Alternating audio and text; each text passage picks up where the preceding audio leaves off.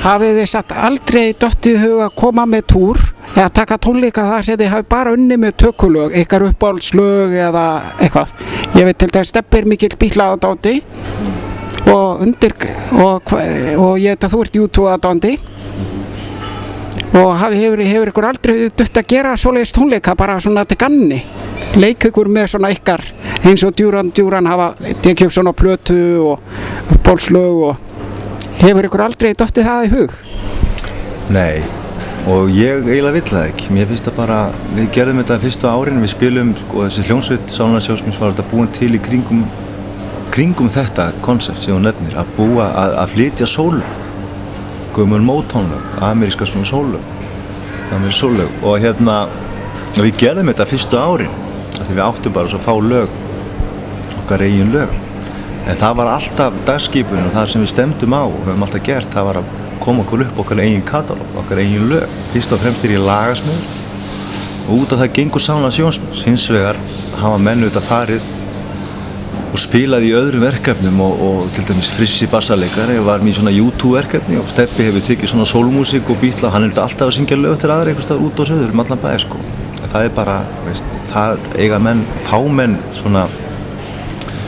fámenn sko útráðsfyrir það, en sálin gengur út á allt annað, minnst sko oft í þessum tölum orðum, sko. Mér finnst bara yfirleitt misheppnað þegar menn eru að taka svona cover dæmi, og mér finnst allt of mikið að menn nenni ekki að leggja á sig að semja músík, heldur eru sífellt að fara auðvitað leiðina og taka upp cover en fólk kaupir þetta á þess að hugsa máli, þannig að mér finnst miklu meira vert að skapa eitthvað nýtt og ég held að ein ástæðan fyrir langlífið þessari hljómsveitar Sálnar er út af því að við erum alltaf við svo metnaðargjarnir að búa til nýja músík, finna nýja fleti.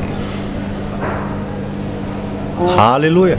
Og hvað, en þegar þú setur plötu á heima hjá þér, hvað, hlustar það þá YouTube eða hlustar á eitthvað annað, eða hlustar á allt? Ég hlusta á allt, já.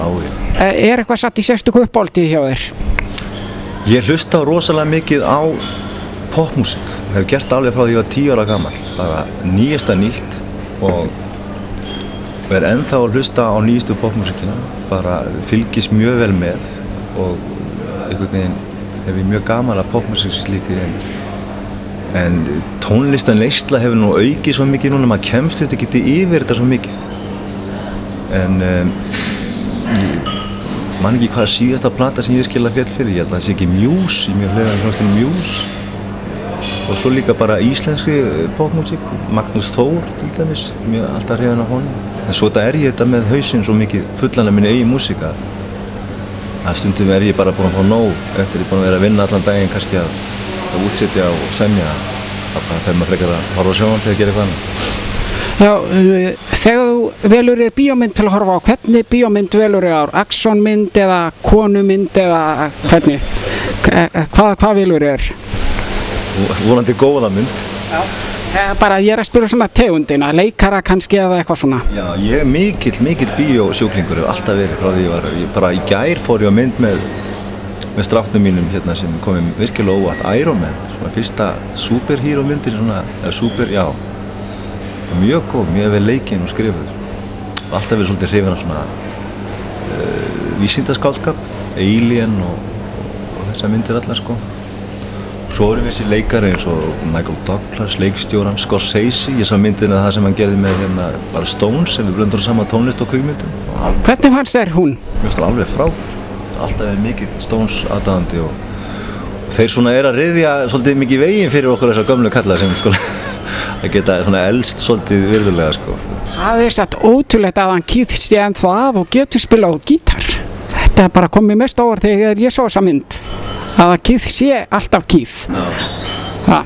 Þetta er þetta svona flotta típur, sko. Það sem kemur mér alltaf mest óvart, sko, það er Mick Jagger, sko, krafturinn í honum og ég veit að hann keyrir þetta batteri svolítið áfram, sko. En þeir eru bara hins vegar líka, þeir eru bara góðir, sko. Á nýja plata seinasta plata hún er bara, það er alveg, hún er jafn góð á þessa gömlu. Algjörlega, mjög, sko. Spila gleðin og... Mjög góð plata. Alveg sammála því, sko. Talandi áhugamál, hvaða áhugamál hefur fyrir utan bíó og tónlist? Hefur áhuga á bílum eða eitthvað svoleiðis? Já, ég hef, sko, ég hef alveg verið að vinna allan daginn kannski að búa til bílum eða mat eða ekkert, nei, ekki bílum, nei, guðnabæn, nei, ekki bílum. Ég sko, tónlist fyrir mér svona, sko, þetta hvorki áhugamalli vinna, þetta eiginlega meiri köllun eða ástríð eða geðveiki. Ég veit ekki, þetta eitthvað sem bara heltökum á svolítið mikið. Maður svona sleppur ekkert frá þessu, maður alltaf og fer voða mikil tími svo hjá mér, eins og ég segi, þegar mér langar til að slappa af virkilega og þá finnst mér það best annarkvort að horfa á góða kvikmynd eða sjónvarp, sko, og svona bara taka mig úr sambandi, sko, af því oftast maður svona með hausinn fullan af tónlist og sífellt að spá og speglura og koma hrindikulli framkvæmd, sko, og eins og til dæmis núna bara, við vorum að gera svo tónleika, afmælistónleika á Laugardalshöllinni núna 14. mars, það tók alveg 2-3 mánuði að undirbúa það allt saman, mikil vinna. Og það svona fer voða mikið, svona, dagur snýst svolítið mikið það. Svo þetta bara gaman að hitta gott fólk og skemmta sér og svona. Þú svaraði samt ekki hvaða uppáhalds, ég spurði líka, ertu með einhver uppáhaldsmat eða ertu alæta eða einhver veitingastaður á Íslandi sem uppáhaldi hjá þér, þar sem við sitjum hér í Pellunni? Nei, ekkert sérstaklega held ég. Engin sérstök matar? Nei, ég reynir svona maður reynir alltaf að svona halda sér í horfinu, sko. Borða svolítið holt og svona, það svolítið mikið atriði, sko. Halda starfsþrekinu.